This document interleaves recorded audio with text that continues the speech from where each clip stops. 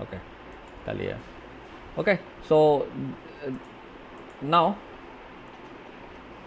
Let's define some other terms with relational database model. So जैसा कि मैंने बताया कि suppose A1 A2 and so on AN are the some attributes. Okay, A1 A2 and so on AN are attributes. So जो table के columns हैं हम उनको एट्रीब्यूट्स भी बोलते हैं, ध्यान रखना। Okay, attribute. सो एट्रीब्यूट हम क्यों बोलते हैं इसका आपको कारण समझ में आ जाएगा जब हम ER डायग्राम पढ़ेंगे तब।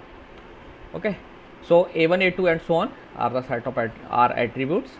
नाउ अगर एक स्कीमा है, सो एक टेबल आपने बनाया जिसमें आपके पास 4 कॉलम है। सो फॉर एग्जांपल हम वापस से इंस्ट्रक्टर टेबल पर आ जाते हैं, उसी का एग्जांपल लेके चलेंगे। तो इसमें आप देखेंगे 4 कॉलम है, ID, name, department name, attribute, और 4 एट्रीब्यूट्स हैं, यू कैन से दैट। सो ये जो टेबल है, तो आप देखेंगे इस टेबल में रिलेशनल मॉडल में, जैसा कि मैंने बताया, जो रिलेशन है मैथमेटिकल, तो मैथमेटिकल की रिलेशन की डेफिनेशन आप देखेंगे each tuple have same structure, है ना। सो टपल में पहला सेट, पहला जो वैल्यू है वो अगर किसी सेट से आ रही है तो दूसरे टपल में भी पहली वैल्यू उसी सेट से आएगी। करस्पॉन्डेंस है, 1 to 1 करस्पॉन्डेंस सेट्स के बीच में। Okay, so similar is also here because this is a tuple, actually this is a tuple. So आपका देखेंगे every tuple have first value from ID column, every tuple have its second value from name column, आप देख सकते हैं। Okay, so now you can see that each tuple have a structure that is followed by other tuple also, है ना। सो एक relation में जितने भी टपल्स हैं उनकी एक स्ट्रक्चर है। Okay, so that structure is known as schema. So इस टेबल के केस में हम स्कीमा क्या कहेंगे, ID, name, attribute and salary, इसको हम स्कीमा से रिप्रेजेंट करेंगे। So every table have a structure. तो स्ट्रक्चर डिनोट करती है कि उसमें कौन कौन से कॉलम है और उन कॉलम का ऑर्डर क्या है। ध्यान रखना, यहाँ कॉलम का ऑर्डर इंपॉर्टेंट होता है टेबल में, क्योंकि आपको मालूम है कि रिलेशन पर based table, your table is a relation, और रिलेशन में जो टपल्स होते हैं वो ऑर्डर टपल्स होते हैं, तो that means order is important. Okay, so ये जो टपल्स हैं आपके टेबल में, रिलेशन में, these tuples are ordered tuples. So column के ऑर्डर का मतलब होता है, okay, you can not say that कि the tuple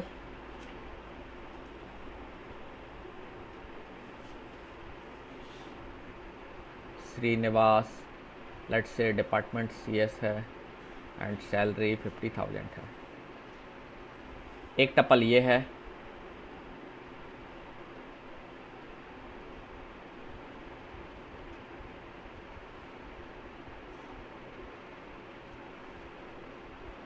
you can not say that both tuples are same, the both tuples are not equal, ये not equal है। क्यों not equal है, आप देखेंगे वैल्यूज तो सेम है बट ऑर्डर अलग है।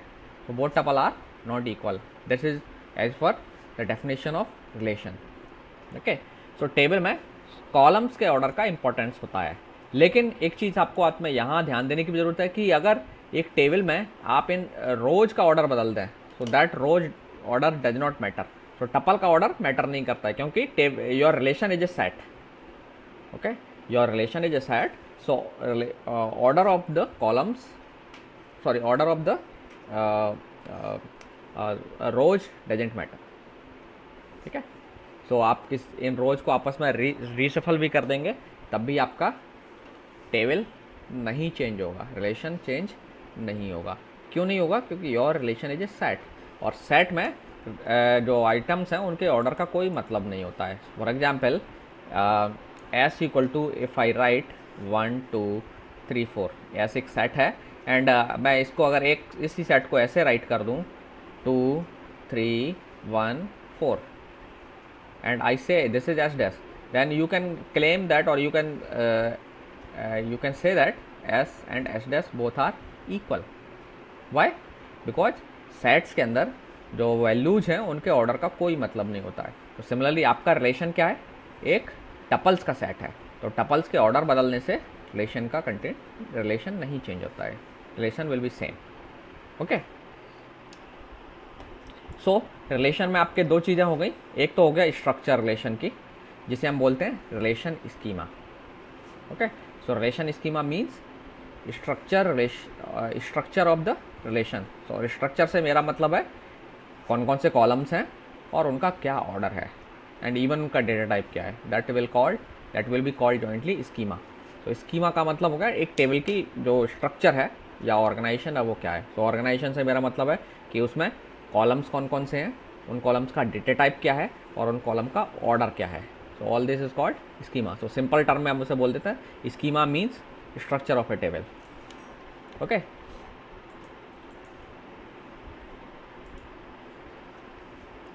सो मैथमेटिकली हम एक स्कीमा को कैसे डिफाइन करेंगे। So suppose capital R is a relation, then हम स्कीमा को ऐसे रिप्रेजेंट करते हैं capital R equal to A1, A2 and so on AN।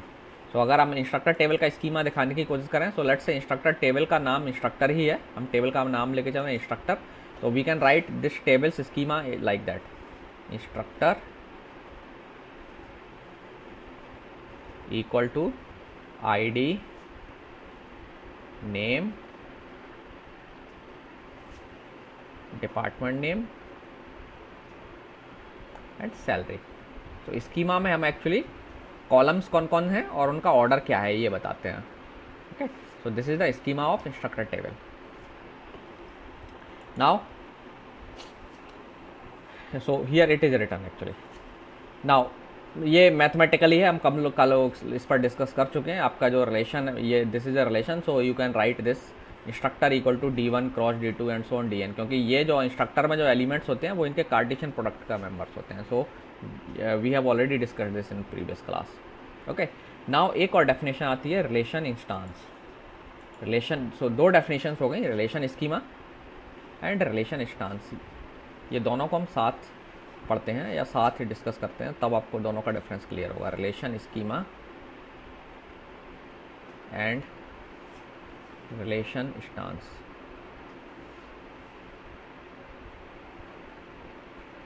Instance, so relation schema का मतलब हो गया कि टेबल की स्ट्रक्चर है ना। इंस्टांस का मतलब हो गया कि एक पर्टिकुलर टाइम पर टेबल में कुछ वैल्यूज होती हैं, जैसे ये एग्जांपल है अभी इंस्ट्रक्टर टेबल में, you have in this instructor table you have 1 2 3 4 5 6 7 8 9 10 11 12 columns you have.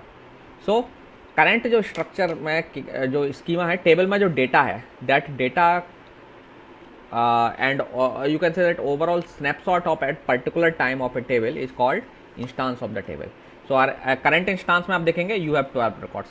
अब मान लीजिए थोड़ी देर बाद आपने इस टेबल को मॉडिफाई किया एंड देन कुछ रिकॉर्ड्स डिलीट कर दिए, let's say you deleted 3 records, now table में केवल 7 रिकॉर्ड्स बचे, so then you will say that now instance has changed. तो आपकी जो टेबल रिलेशन है it is a kind of variable entity है ना, it will vary with time. Vary कैसे करेगी, कुछ रिकॉर्ड्स ऐड होंगे, कुछ रिकॉर्ड हट जाएंगे, कुछ रिकॉर्ड अपडेट हो जाएंगे। सो जो अपडेट होने के बाद नया उसमें जो वैल्यू आ गई that will be called instance. So it is a kind of variable. So variable में आपने देखा होगा प्रोग्रामिंग सी में अगर हम इसे वेरिएबल से रिलेट करें दोनों चीज़ों को तो आप उससे इस तरीके से समझ सकते हैं। सो लेट्स से आपने सी में एक वेरिएबल डिक्लेयर किया इंट सी। ओके, सो सी में एक वेरिएबल आपने डिक्लेयर किया तो what will happen in the compiler क्या करेगा या what you understand about this कि एक मेमोरी लोकेशन बनेगी और मेमोरी लोकेशन को हम रेफर करेंगे सी आइडेंटिफायर से, C will be the identifier and इसमें डेटा टाइप हो गया इंट।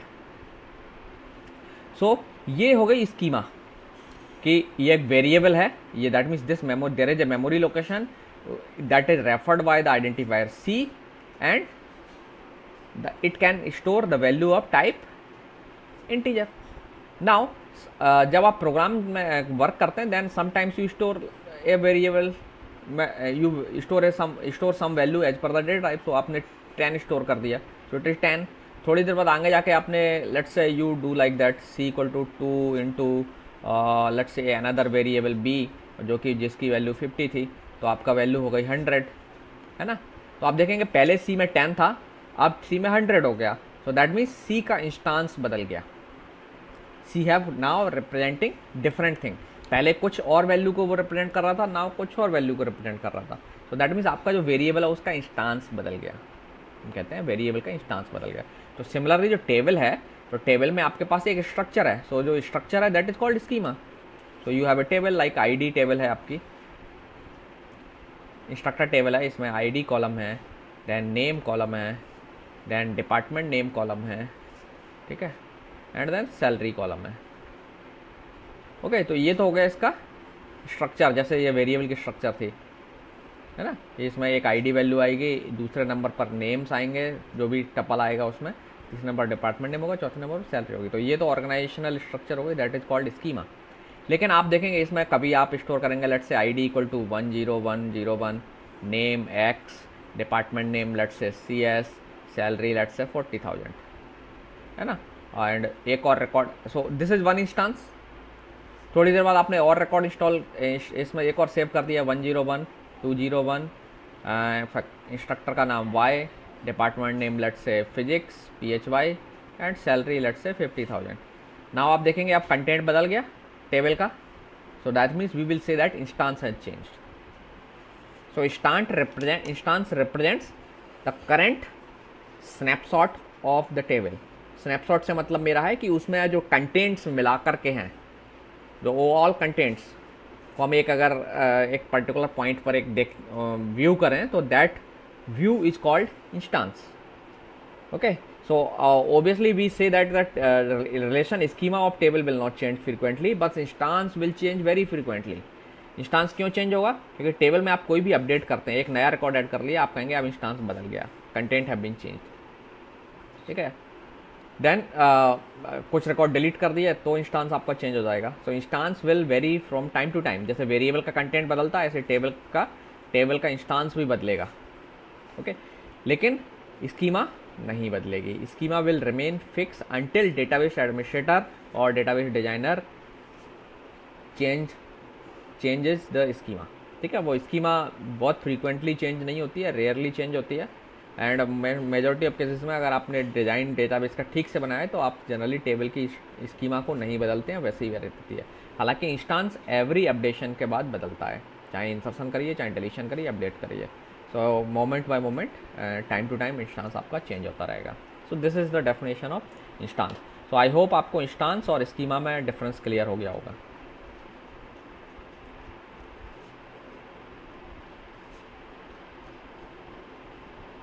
ठीक है। नाउ जैसा कि मैंने बताया, order of tuples is irrelevant. क्यों इररिलेवेंट है? क्योंकि आपका रिलेशन एक सेट होता है। सो table is a set, actually set of records. You can call it, एक हर रो को आप रिकॉर्ड भी बोलते हैं, you can call it record, tuple. So your relation, what ever relation you have is a set. Okay, so set में order का कोई मतलब नहीं होता है। So your relation is actually A set. तो सो अगर आप इनके ऑर्डर को बदल देते हैं तो इंस्टांस नहीं बदलेगा, ध्यान रखना, इंस्टांस विल रिमेन सेम। हाँ, इंस्टांस तब बदलता है जब डेटा अपडेट होता है, डेटा चेंज होगा तब। डेटा चेंज नहीं होगा, केवल ऑर्डर बदलेगा, तो instance will not change. Okay, so now you can define relational database. So relational database is a set of relations. Simple term है, अभी हम सिंपल डेफिनेशन इधर हैं। सो relation database is A set of relations, or you can say that relational database is a set of tables। now एक चीज़ और important add करनी है इसमें, रिलेशनल डेटाबेस है तो टेबल्स में रिलेशन होना चाहिए। So relational database is a set of tables that belongs to a single organisation. ठीक है, एक सिंगल ऑर्गेनाइजेशन को अगर वो बिलोंग करती है तो ऑटोमेटिकली हमने रिलेशन ऐड कर दिया। क्योंकि अगर मान लीजिए सेट ऑफ टेबल्स है जो यूनिवर्सिटी को रिप्रेजेंट करती है, देन ओबियसली जो सेट ऑफ टेबल्स हैं वो आपस में कहीं कनेक्टिविटी उनमें आपस में होगी। और अगर आप उससे एक्सप्लिसिटली लिखना चाहें तो you can write relational database is a set of relations that are interrelated. Okay, so आपके बुक में एग्जाम्पल के तौर पर एक यूनिवर्सिटी डेटाबेस दिया हुआ है। Let me see the structure is given और नॉट। हाँ, ये है आपका। सो पूरा डिज़ाइन आपके बुक में एक डेटाबेस जो है ना पूरे टाइम फॉलो किया गया है।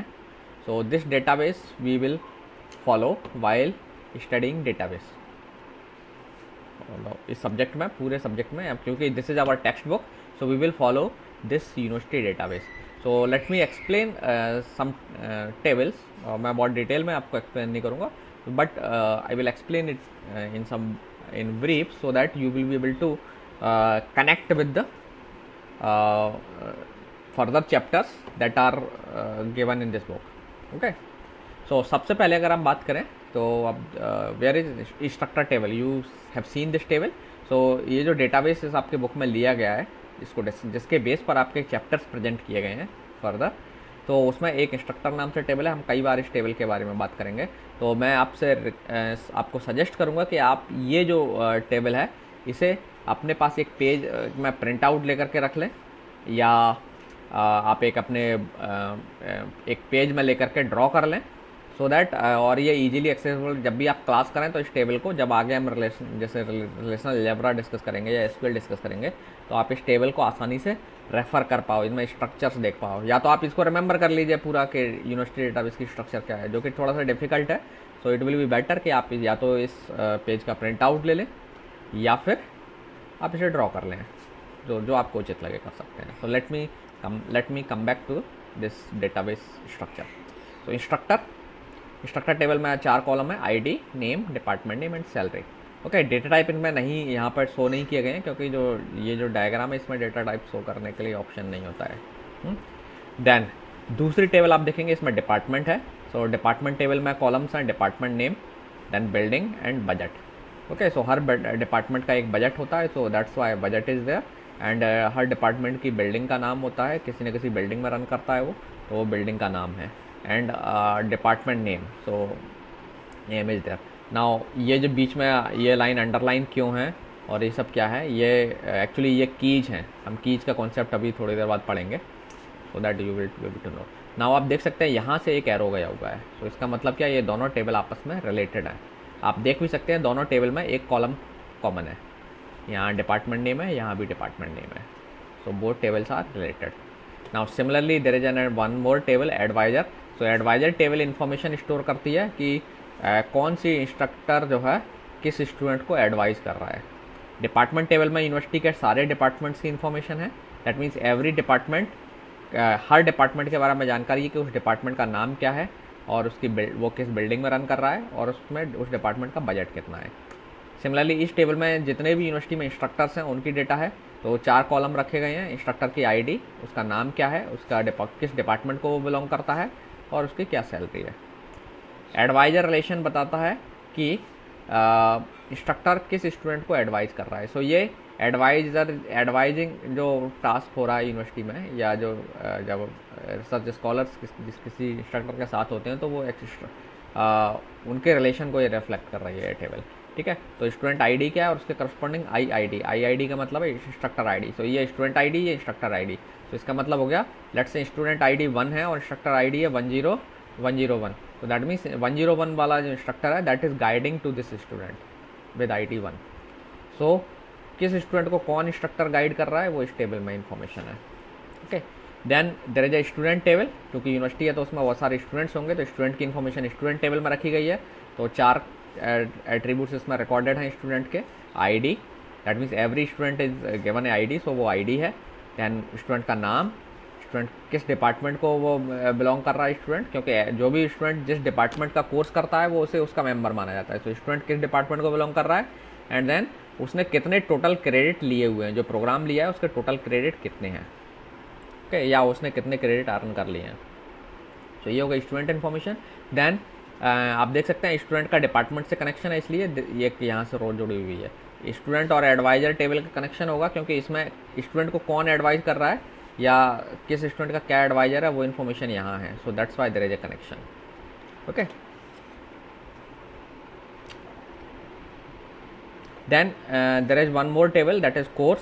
सो कोर्स टेबल में जो यूनिवर्सिटी में जो कोर्सेज चल रहे हैं उनकी इन्फॉर्मेशन है। सो कोर्स की आईडी, कोर्स का टाइटल क्या है, वो कोर्स किस डिपार्टमेंट से ऑफर हो रहा है, एंड उसका टोटल क्रेडिट कितने हैं। So like DBMS is a course, तो जैसे आपने देखो आपके DBMS कोर्स की एक आईडी है MSc CSC 2001 C0004, है ना, तो वो कोड है।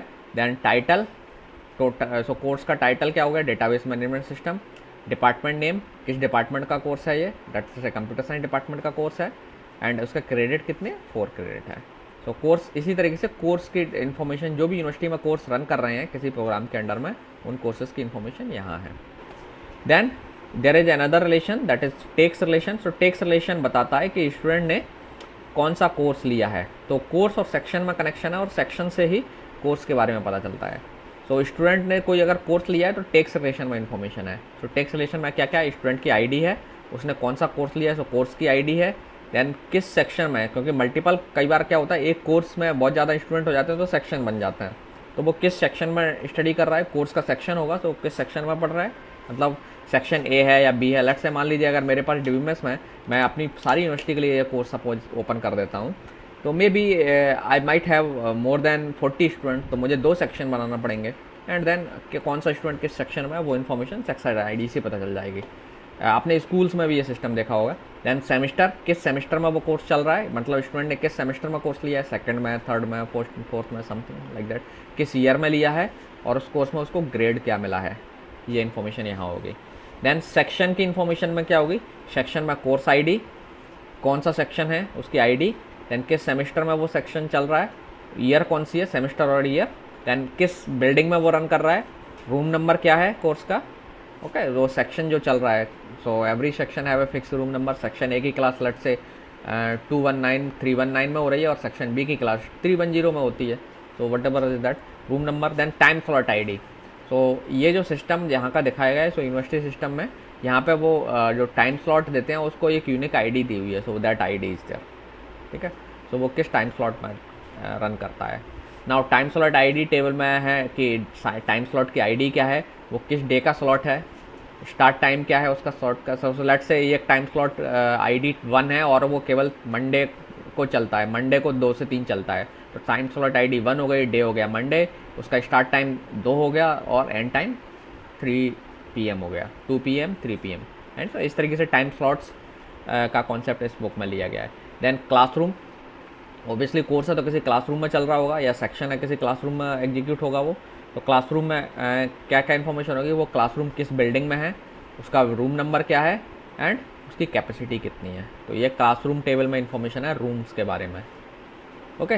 एंड देन टीचर्स रिलेशन है, तो कोई सेक्शन है तो उसको कौन पढ़ा रहा है, who is teaching to that section, so वो इन्फॉर्मेशन टीचर्स रिलेशन से आएगी। तो टीचर्स रिलेशन में है टीचर की आईडी, देन कौन सा कोर्स है वो उसकी आईडी, सेक्शन आईडी क्योंकि उस सेक्शन में कौन सा कोर्स पढ़ाया जा रहा है, तो लेट्स से DBMS के 2 सेक्शन है तो DBMS की कोर्स आईडी आएगी, then section ID A, semester जो भी जिस थर्ड सेमेस्टर है, first semester, second semester whatever, and then कौन सी ईयर है। So this is the university database जो आपको रिमेंबर रखना है, ओके। सो आगे से आप देखेंगे आप बहुत सारा डिस्कशन इसी डेटाबेस के अराउंड करेंगे, सो that's Y I told you कि आप इस डेटाबेस को अपने पास रेडी मोड में रखें, जब भी क्लास हो तो आप इस पेज को अपने पास रखें, सो दैट आप आसानी से इसको कंसल्ट कर पाएँ, ओके। नाउ जो डेटाबेस है, सो आप देखेंगे ये डिज़ाइन कैसे बना, ये टेबल्स में ये इतनी टेबल्स कैसे बनी, ये कॉलम्स कैसे आए, तो इसके पीछे एक डिज़ाइन प्रोसेस होती है, तो वो डिज़ाइन प्रोसेस हम फर्दर चैप्टर्स या लेक्चर्स में डिस्कस करेंगे, ओके।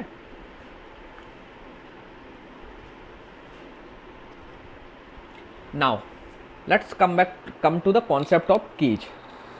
नाउ कॉर्ड ने जो रिलेशनल मॉडल दिया था, तो उन्होंने कहा कि आप अपने जो डेटा है उसे रिलेशन के फॉर्म में रिप्रेजेंट करिए, और रिलेशन हम देख चुके हैं क्या है, ओके।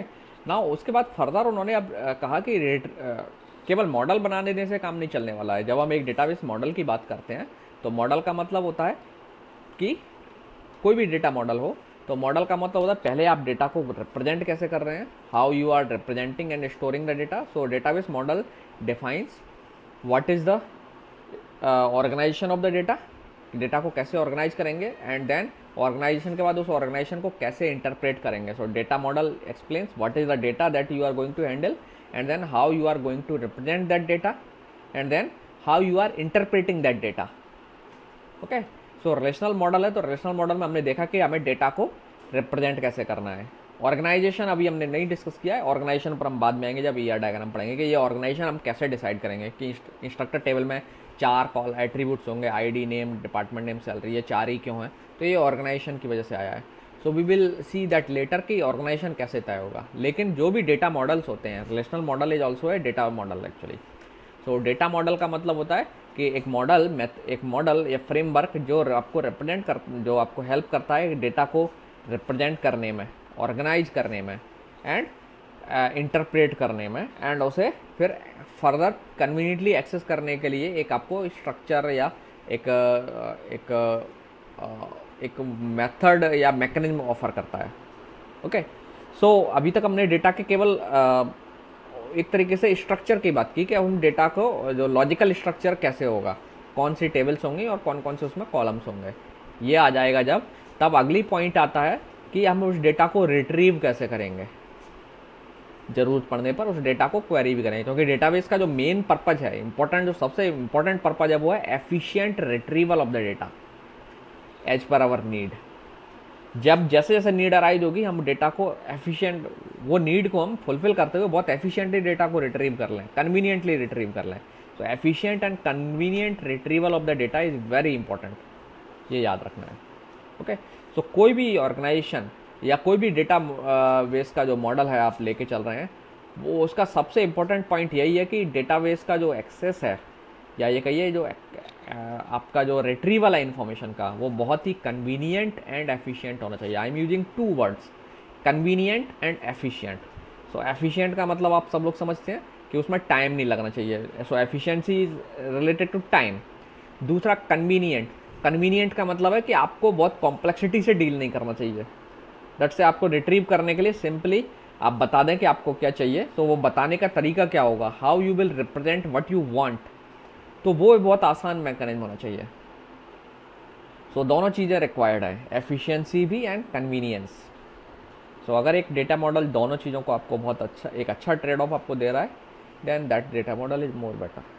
ओके, सो अब हम बात जो कॉर्ड है, कॉर्ड ने जो मॉडल प्रपोज किया, तो साथ में मॉडल के बाद उन्होंने ये भी बताया कि हम डेटा को एफिशिएंटली और कन्वीनियंटली कैसे रिट्रीव करेंगे। तो अगेन इस रिट्रीवल के लिए भी उन्होंने कुछ डेफिनेशंस एंड स्ट्रक्चर्स क्रिएट की या प्रपोज की। सो कीज उनमें से एक है। ओके, सो जो की है वो आपको डेटाबेस को रिट्रीव करने में हेल्प करती हैं। कैसे रिट्रीव करने में हेल्प करती हैं, लेट्स कम बैक। सो सबसे पहले हम डिफाइन करेंगे, एक डेफिनेशन डिफाइन कर रहे हैं, सुपर की। सबसे पहले हम एक टर्म डिफाइन कर रहे हैं, सुपर की। सो सुपर की, let's say K is the subset of R. So R suppose एक आपकी स्कीमा है, कैपिटल आर। ओके, तो कोई भी रिलेशन है उसकी एक स्कीमा होती है, तो हम उसे कैपिटल लेटर से रिप्रेजेंट करते हैं। ओके, तो आपकी जो बुक है उसमें कन्वेंशन है, कैपिटल आर लिखा है मतलब स्कीमा है। जब इंस्टांस होगा तो कैपिटल आर ब्रैकेट में small R, sorry small R bracket में कैपिटल आर लिखा होगा, इस तरीके से। सो कैपिटल आर का मतलब स्कीमा है, और अगर ऐसे लिखा है स्मॉल आर और स्मॉल आर, सॉरी मैं दो तरीके के आर बनाता हूँ इसलिए कैपिटल आर, ये दोनों इंस्टांस को रिप्रेजेंट करने के तरीके हैं। इसका मतलब है ये instance of relation R. So relation को हम दोनों को, स्कीमा को भी आर से ही रिप्रेजेंट करते हैं और इसको भी आर से रिप्रेजेंट करते हैं। सो ये रिलेशन है, ठीक है, और रिलेशन की स्कीमा को भी कोइंसिडेंटली हम कैपिटल आर से ही रिप्रेजेंट करते हैं। तो इंस्टांस और स्कीमा में आपको अंतर समझना है। सो इसका मतलब है small R is the instance, capital R is the corresponding schema. Okay, so now suppose R जो है आपका एक स्कीमा है और सो आपको मालूम है schema is also set. Schema set क्यों है, क्योंकि स्कीमा का मतलब होता है उसमें कौन कौन से कॉलम्स हैं उनको हम सेट के तौर पर रिप्रेजेंट करते हैं। So R is the, so instructor table के लिए आर क्या होगा, capital R.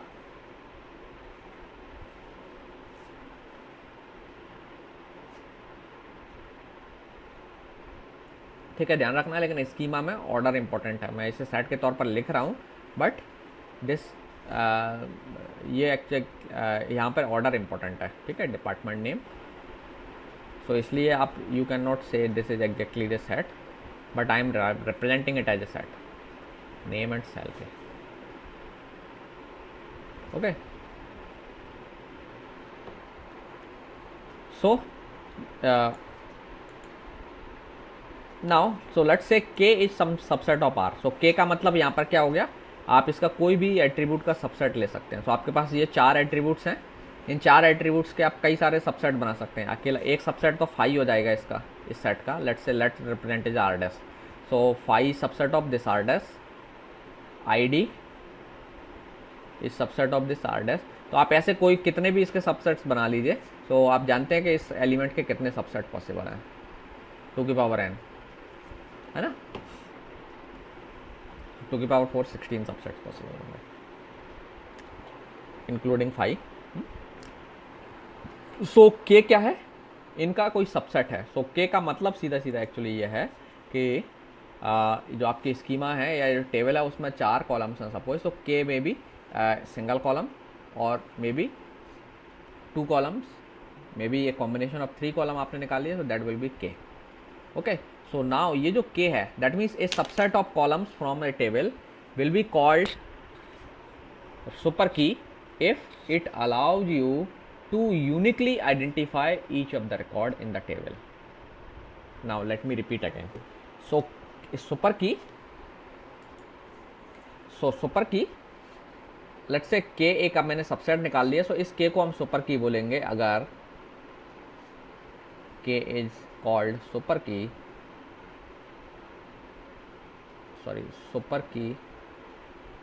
if it uniquely identifies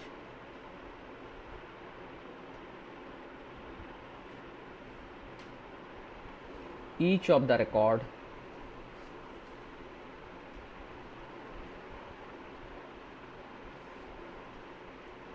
in capital R or relation R, in relation, ठीक है। सो यहाँ पे मैं रिलेशन लिख रहा हूँ, मैं इंस्टांस और स्कीमा के चक्कर में नहीं पढ़ना चाहता हूँ। सो मतलब ये है कि k एक अगर सेट ऑफ एट्रीब्यूट्स है, R के ही R जो आपकी जो टेबल की स्ट्रक्चर है उसमें से ही आपने कुछ सेट ऑफ एट्रीब्यूट्स ले लिए, एक मतलब एक सबसेट ले लिया एट्रीब्यूट्स का, तो अगर ये सबसेट ऑफ एट्रीब्यूट्स टेबल के हर रिकॉर्ड को यूनिकली आइडेंटिफाई करने में हेल्प कर सकता है, तो आप कहेंगे कि ये सुपर की है। नाउ यूनिक आइडेंटिफिकेशन से मतलब मेरा है, let me show you with an example. Now आप देखेंगे अगर कि ये जो टेबल है इसमें 4 कॉलम्स हैं, तो मैं इससे कई सारे सबसेट बना सकता हूँ। एक सबसेट तो मैं अकेले आईडी को ले लूँ, ठीक है। So ID k equal to single ID, so k equal to ID, let's say I consider k equal to ID. Now ये जो आईडी है मैं इसे अगर सुपर की कहूँगा अगर आईडी की मदद से मैं हर रिकॉर्ड को यूनिकली पहचान लूँ। तो आईडी को यूनिकली पहचानने का मतलब क्या है कि कोई भी 2 रिकॉर्ड मैं इस टेबल में देखूं, इस टेबल में उनके लिए आईडी की वैल्यू सेम नहीं होना चाहिए। That means each record will have unique value और डिफरेंट वैल्यू फॉर आईडी, ठीक है। सो आईडी कॉलम में आप देख सकते हैं कोई भी 2 रिकॉर्ड्स उठा लीजिए आप आर्बिट्रेरली, आपकी जहां मर्जी हो इस टेबल से, आप देखेंगे किन्हीं भी 2 रिकॉर्ड्स में आईडी की वैल्यू मैच नहीं करती है। दैट मीन्स आईडी के बेस पर आप 2 रिकॉर्ड्स को पहचान सकते हो। मैं कहता हूं कि let's say suppose that I told you कि आईडी 76766 जो है इसका रिकॉर्ड रिट्रीव करिए या give me that record, then what you will do, can you retrieve this record without any confusion?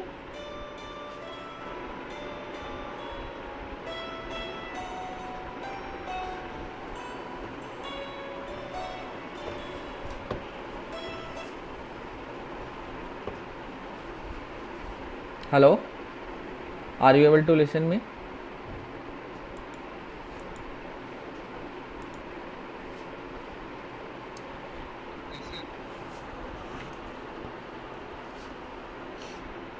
Uniquely आप निकाल सकते हैं क्योंकि आप देखेंगे this only one record have this value 76766, कोई भी 2 रिकॉर्ड की वैल्यू नहीं है। तो ये यूनिक आइडेंटिफिकेशन का मतलब ये है, जैसे मान लीजिए आपकी क्लास में कोई भी 2 लोगों के नाम सेम नहीं है, तो मैं अगर किसी को नाम से भी बुलाऊंगा तो मैं यूनिकली लोगों को एड्रेस कर पा रहा हूँ। तो कोई कन्फ्यूजन वाला सिनारियो नहीं होगा कि मैं किसको कॉल कर रहा हूँ, है ना। कोई 2 पीपल हैं आपकी क्लास में जिनके नाम सेम हो, नहीं है ना। देयर इज हिमांशु कुमार और हिमांशु रंजन है, तो वो डिफरेंट है। मैं हिमांशु कुमार बोलूँगा तो हिमांशु कुमार ही तुरंत हिमांशु समझ जाए कौन से वाले हिमांशु की बात कर रहा हूँ। सो अगर मैं पूरा नाम लेके चलूँ Himanshu Kumar and Himanshu Ranjan, both are different names, है ना। तो this is called unique identification. So there is no confusion कि किसको मैं एड्रेस कर रहा हूँ, है ना। तो सिमिलरली आप अगर मान लीजिए टेबल डेटाबेस में स्टोर है और आप कंप्यूटर से कहते हैं कि give me the record with the ID 76766, तो कंप्यूटर यूनिकली जाएगा आसानी से और इस रिकॉर्ड को आपको ढूंढ करके दे देगा, है ना। बट अब मान लीजिए आपकी क्लास में 2 लोगों के नाम सेम होते हैं। लेट्स से अब हिमांशु कुमार को छोड़ दीजिए, हिमांशु पूछता हूँ मैं, simple Himanshu. So now again question will arise कि कौन 2 हिमांशु हैं, which Himanshu you are talking about, आप कौन से हिमांशु को से बात करना चाहते हैं, है ना। तो दैट मीन्स अब यहाँ पर यूनिक एड्रेसिंग नहीं हो पा रही है। सो जैसे आप देखेंगे आधार नंबर यूनिक होता है सबका, क्यों यूनिक बनाया गया है? आधार नंबर यूनिक क्यों बनाया गया है? अब मान लीजिए गवर्नमेंट को सब्सिडी इशू करनी है और वो नाम के बेस पर सब्सिडी इशू करे कि नाम हिमांशु कुमार को सब्सिडी देना है, तो अब इस देश में हिमांशु कुमार कितने होंगे? बहुत सारे हो सकते हैं।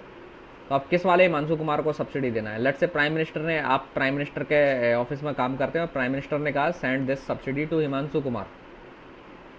अब आपके सामने पता चला प्राइम मिनिस्टर कौन से हिमांशु की बात कर रहे हैं, उन्होंने तो एक हिमांशु को बोला है, लेकिन आपके सामने इसमें मे बी पूरी कंट्री में थाउजेंड्स ऑफ हिमांशुज होंगे, है ना। So now you are not able to address properly, you are not able to identify the person properly with the help of the name। लेकिन जैसे ही वो आपको, अगर मान लीजिए प्राइम मिनिस्टर कहते हैं कि दिस आधार कार्ड वाले नंबर को ये सब्सिडी देना है, तो आधार कार्ड नंबर वाले पर्सन को आप तुरंत ढूंढ लेंगे, क्योंकि कोई भी इस देश में कोई भी 2 पर्सन के आधार कार्ड सेम नहीं होंगे, आधार नंबर सेम नहीं होंगे। ओके, सो ऐसा रिकॉर्ड या ऐसा एट्रीब्यूट जिसकी मदद से आप सारे रिकॉर्ड्स को यूनिकली पहचान सकते हैं, यूनिकली डिस्टिंग्विश कर सकते हैं बाकी अदर रिकॉर्ड से, तो वो आपका रिकॉर्ड जो है ना, सो वो कॉलम आपका कहलाता है, कॉलम या सेट ऑफ कॉलम्स आपका सुपर की कहलाएगा। ठीक है, so super key is a set of 1 or more attributes of a table that allows you to uniquely identify each of the record in the table or in the relation। ठीक है, क्या नल से कैसे पहचानोगे? नहीं,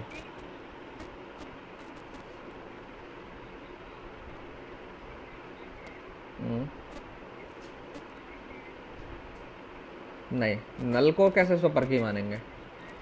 हाँ, हम्म, हम्म, हम्म, हम्म, हम्म, हम्म,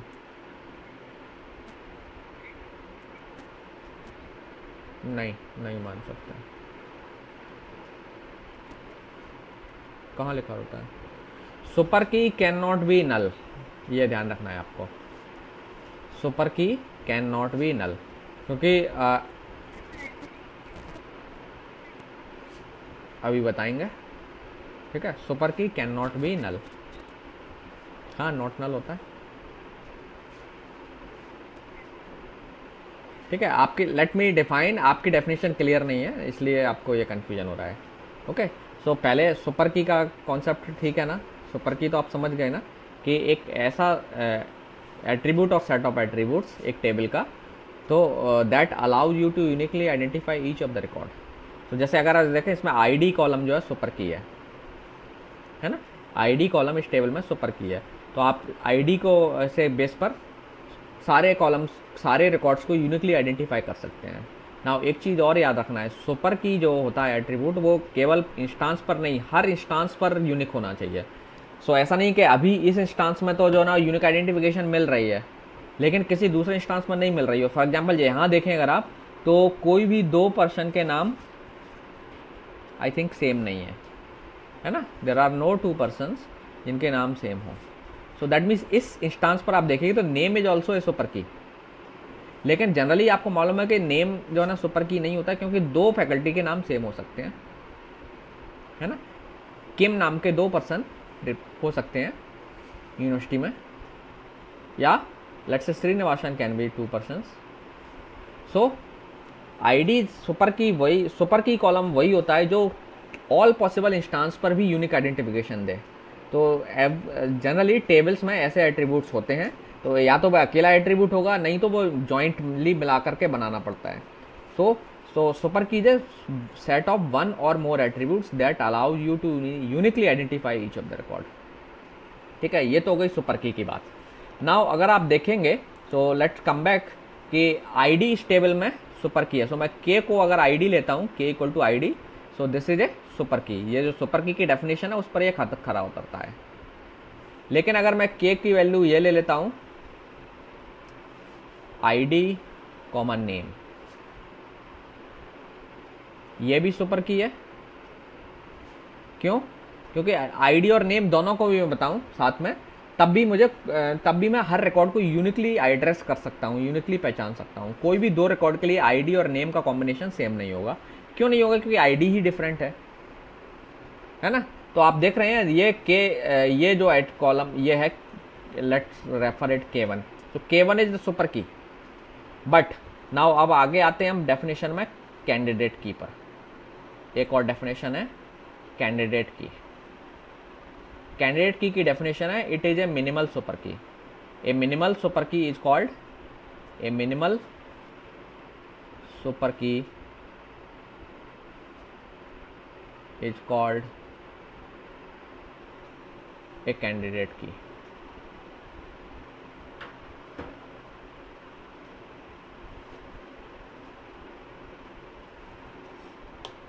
ठीक है,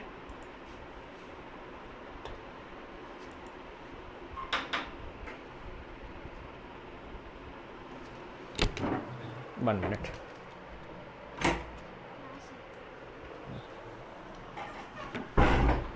okay, so minimal super key is called candidate की।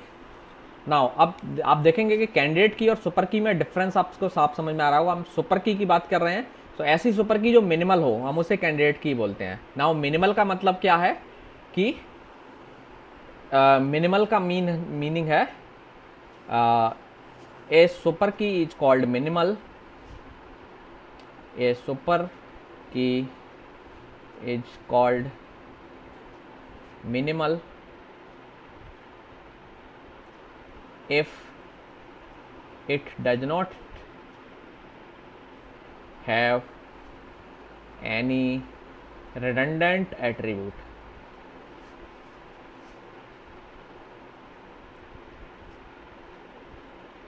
नाउ redundant attribute का मतलब यह है, अगेन redundant attribute का मतलब यह है, इसको ऐसे ही समझिए, ऐसा एट्रीब्यूट जिसके हटा देने पर भी यूनिक आइडेंटिफिकेशन पर कोई इफेक्ट नहीं पड़ता है। ठीक है, तो सुपर की में से अगर आप एक ऐसे एट्रीब्यूट को हटा दें तब भी उसकी यूनिक आइडेंटिफिकेशन की प्रॉपर्टी बची रहती है, तो हम कहते हैं कि ये एट्रीब्यूट रिडंडेंट है। सो फॉर एग्जांपल K1 में इन की K1 attribute name is redundant.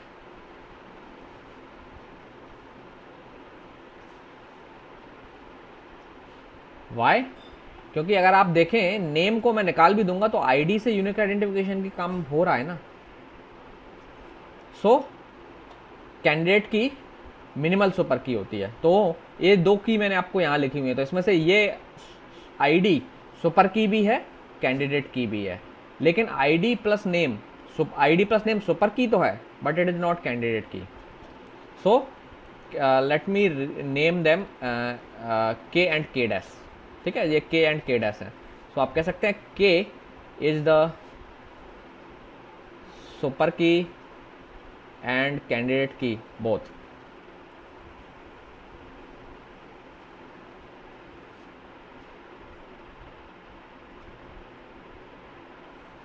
But K1 is only the super key।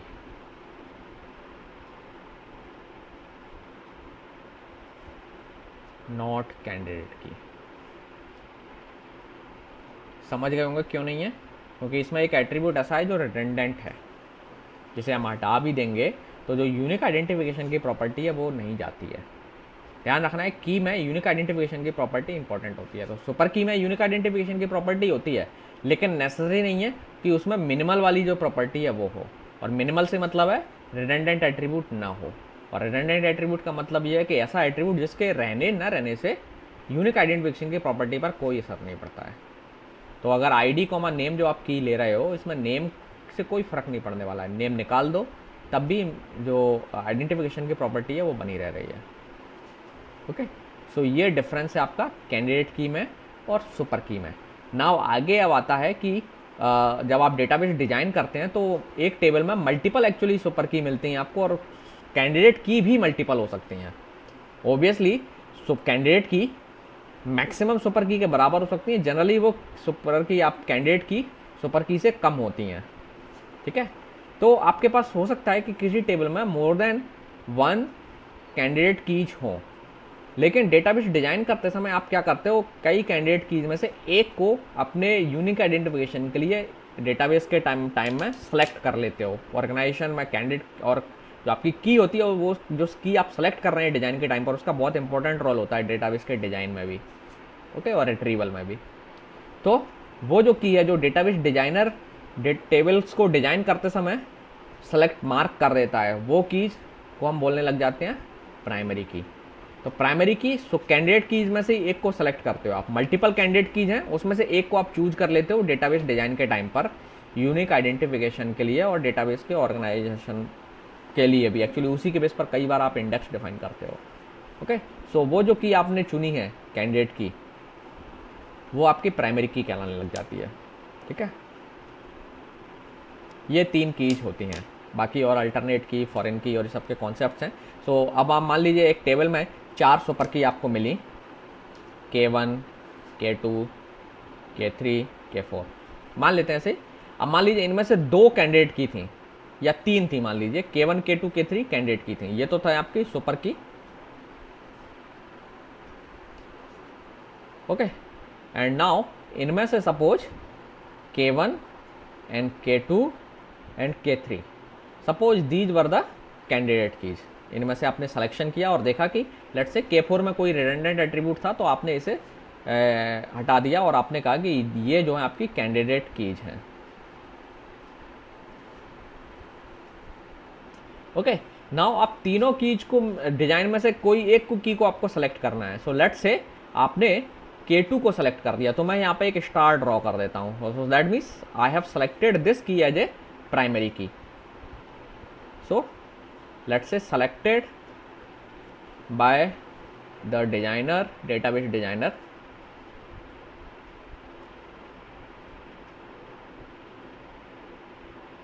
During database design.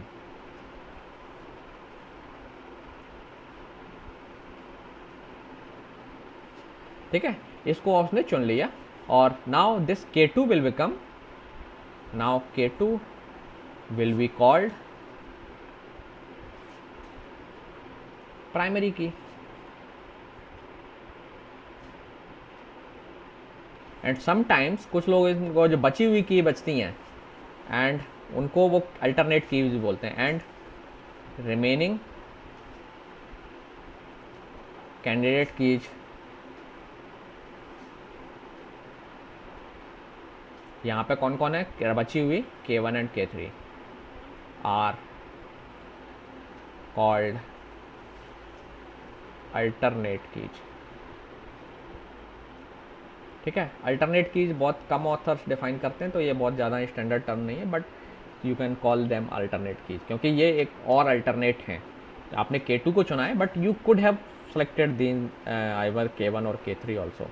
लेकिन कई बार क्या होता है, डिजाइन के टाइम पर आपको चीज़ें ज़्यादा क्लियर होती हैं कि ये की सेलेक्ट करना ज़्यादा बेटर होगा, क्योंकि जनरली कैंडिडेट की उसको चुनते हैं जिसमें वो कॉलम्स हो जो बहुत कम चेंज होते हों, फ्रीक्वेंटली चेंजेस नहीं होते, है ना, उनको आप प्रेफरेंस देते हैं। सो दैट्स वाई K2 आप एक क्राइटेरिया है जिसकी मदद से आप चुनते हैं। ठीक है, और भी डिफरेंट ह्यूरिस्टिक्स हो सकते हैं, वो डिज़ाइनर डिसाइड करता है कि आपको कौन सी की चुनना चाहिए, वो उसके डिज़ाइन पर इम्पैक्ट पड़ता है इससे। ठीक है, सो ये बची हुई कीज है, all these keys will be called candidate keys. I think अब नाउ आपको अपने क्वेश्चन का आंसर मिल गया होगा।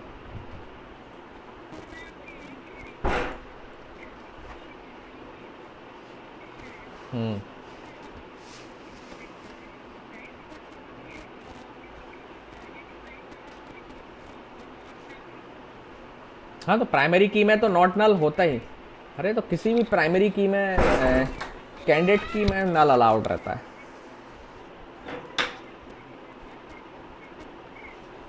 किसी कॉलम में हो सकता है, पूरी की वैल्यू नल नहीं हो सकती, पूरी की वैल्यू नल नहीं। हाँ नहीं, की देखिए आप की वैल्यू किसी रिकॉर्ड में नल है तो हम उसे यूनिक आइडेंटिफिकेशन में कंसिडर ही नहीं कर सकते, क्योंकि नल वैल्यू में दो नल वैल्यू, दो अलग, मान लीजिए उसी कॉलम के लिए दो रिकॉर्ड में नल वैल्यू है, तो नल को आपस में नल से कंपैरिजन नहीं कर सकते। ठीक है, तो ये आपका कॉन्सेप्ट थोड़ा सा क्लियर तब और होगा जब हम नल वैल्यू के बारे में और डिटेल में बात करेंगे। तो हम लोग रिलेशनल अलजेब्रा जो हम डिस्कस करने जाएंगे ना, तो हम नल वैल्यू को और थोड़ा सा बात करेंगे, क्योंकि आप देखेंगे दो रिकॉर्ड में नल वैल्यू है, तो आप ये नहीं कह सकते कि ये वाली नल वैल्यू और ये वाली नल वैल्यू इक्वल है।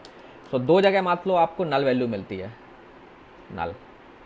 सो आप यू कैन नॉट से नल नॉट इक्वल टू नल और नल इक्वल टू नल, ये आप कंपेयर ही नहीं कर सकते, क्योंकि नल का मतलब होता है अननोन और अनअवेलेबल वैल्यू, तो यू कैन नॉट से। सो नल का कंपैरिजन ही नहीं हो सकता है, तो इसलिए हम की में नल वैल्यू अलाउ नहीं करते हैं। ठीक है, तो वो प्राइमरी की के टाइम पर हम ये डिसाइड कर लेते हैं, लेकिन की के कॉन्सेप्ट से नल वैल्यू का अभी यहाँ पर कोई खास मतलब नहीं है। हाँ, जब प्राइमरी की बात आती है तब हम नल की बात करने लग जाते हैं। उसके पीछे रीज़न ये है कि जब हम, चूँकि रिट्रीवल जो इन्फॉर्मेशन का है कई बार वो प्राइमरी की के बेस पर होता है, और अगर प्राइमरी की वाले कॉलम में नल आ जाएगा तो फिर हम दो रिकॉर्ड्स को कैसे कंपेयर करेंगे, क्योंकि नल कैन नॉट बी कंपेयर्ड। आप की को कंपेयर करते हो ना, आप देखते हो ना, अगर दो रिकॉर्ड्स को डिफ्रेंशिएट कर रहे हो, जब डिफ्रेंशिएशन का आप कैसे करते हो दो कॉलम्स में, जैसे मैंने कहा कि इन दोनों रिकॉर्ड्स में डिफ्रेंशिएट करिए, इन दोनों में कि ये दोनों में क्या डिफरेंस है। तो आप अगर ऐसे देखेंगे तो की के बेस पर डिफ्रेंशिएट करेंगे ना इन दोनों को, तो की अगर मान लीजिए दोनों जगह यहाँ नल है तो आप डिफ्रेंशिएट कर ही नहीं पाएंगे। हालांकि यूनिक आइडेंटिफिकेशन तो मिल रहा है, लेकिन इस जगह पर नल और नल कंपेरेबल नहीं होता है, तो दोनों नल वैल्यू अलग हैं, या ये कहिए इक्वल भी हो सकती हैं, डिफरेंट भी हो सकती हैं। आपको अगर किसी पर्सन की, लेट्स से फॉर एग्जांपल ये दो पर्सन है, इन दोनों की सैलरी नल है थोड़ी देर के लिए मान लीजिए, तो नल वैल्यू में क्या दिक्कत होती है कि नल का मतलब होता है unknown, we do not know. तो हो सकता है ये दोनों वैल्यू इक्वल हो और हो सकता है नहीं भी हो। ओके, तो ये जो कन्फ्यूजन अराइज होता है ना रिट्रीवल के टाइम पर, तो ये जो टेक्निकल कन्फ्यूजन को दूर करने के लिए हमने नल वैल्यू को रिस्ट्रिक्ट कर दिया प्राइमरी की में। तो आप जब डेटाबेस डिजाइन करते हैं तो आपने देखा होगा कि हम यूनिक की डिफाइन करते हैं, यूनिक की में तो हम नल अलाउ कर देते हैं। सो जनरली हम कैंडिडेट की जो बची हुई रहती है ना, उनको हम यूनिक बना देते हैं अगर हम कंस्ट्रेंट लगाना चाहें तो। हालांकि हम अननेसेसरी कंस्ट्रेंट ज़्यादा डेटाबेस पर नहीं लगाते हैं, कम से कम कंस्ट्रेंट लगाने की कोशिश करते हैं, लेकिन अगर कंस्ट्रेंट ज़्यादा लगा देंगे हम तो हमारे लिए डिफ़िकल्ट होता है। तो कैंडिडेट कीज को हम नल यूनिक की के तौर पर कई बार हम इम्पोज ही नहीं करते हैं, केवल हम प्राइमरी की लगा देते हैं। तो प्राइमरी की में नल इसीलिए लगाया जाता है कि हम जब कंपेयर कर रहे हैं ना प्राइमरी की के बेस पर, अगर उसमें ही नल आ जाएगा तो हमारा कंपेरिजन ऑपरेशन किसी टाइम पर फेल भी हो सकता है, हमारे लिए प्रॉब्लमेटिक हो जाएगा, क्योंकि you can not compare to null values, क्योंकि they are not comparable technically. हाँ, अगर आप नॉर्मल स्ट्रिंग के नल इक्वल टू नल करेंगे, देखने में तो इक्वल लगता है, लेकिन जो नल का मीनिंग है उसके अकॉर्डिंग उनके कंपैरिजन का कोई मतलब नहीं बनता है। जैसे मान लीजिए आप प्रियंका और अंकिता को कंपेयर कर सकते हैं, लेकिन क्या अगर हम दूसरे थोड़ा लॉजिकल सेंस पर देखें, you can not compare two people, दोनों को आप कंपेयर नहीं कर सकते। ये आप जैसे कई बार को होता है पेरेंट्स कंपेयर करते हैं, अरे वो पड़ोस की आपके शर्मा जी की बेटी जो ना इतने मार्क्स ले आई और तुम इतने ही लेके आई हो, तो वो कंपैरिजन मतलब वो वाइबल नहीं है, क्योंकि शर्मा जी की बेटी किस परिस्थिति में पढ़ रही है उनके लिए उसकी कंडीशंस अलग हैं, आपकी कंडीशंस अलग हैं, है ना। सो you can not compare any two persons, आप पर्सन्स को कंपेयर नहीं कर सकते, वो लॉजिकल नहीं होता है, रीजनेबल नहीं होता। अगर आप लॉजिकल या फिलोसफिकल सेंस पर देखें, you can not compare to persons. क्यों? क्योंकि दोनों का जो दोनों जिस एनवायरनमेंट में रहे हैं, दोनों का एग्जैक्ट एनवायरनमेंट डिफरेंट है, तो दोनों के ग्रोथ का तरीका अलग अलग है, उनके ग्रोथ को अफेक्ट करने वाले डिफरेंट डिफरेंट पैरामीटर्स थे। तो आप कैसे कह सकते हैं कि ये जो ना सुपीरियर है और ये इन्फीरियर है? Are you getting my point? है ना। तो जो इसी तरीके से हम नल पर वही लेकर के चलते हैं। अब दो वैल्यू अननोन है भाई, तो हम कैसे कहेंगे कि ये दोनों इक्वल हैं या नॉट इक्वल हैं? वी कैन नॉट डिसाइड जब तक वैल्यू नहीं पता हो। तो इसीलिए हम की प्राइमरी की में हमें कंपैरिजन करना पड़ता है कई बार रिकॉर्ड्स को सर्च करने के लिए यूनिकली, तो वहाँ पे हमें यूनिक आइडेंटिफिकेशन के लिए कंपैरिजन ज़रूरी है बाकी रिकॉर्ड से। तो अगर जहाँ नल आ जाएगा तो फिर हमारा कंपैरिजन हो ही नहीं पाएगा, लॉजिकल जो हमारा लॉजिकल सेंस है वो ख़त्म हो जाएगा। तो that's why we do not allow primary key null value in primary की। ठीक है, तो आज यहीं क्लोज करते हैं, आपकी डिस्क्रीट की क्लास होगी, आप लोगों ने बताया नहीं।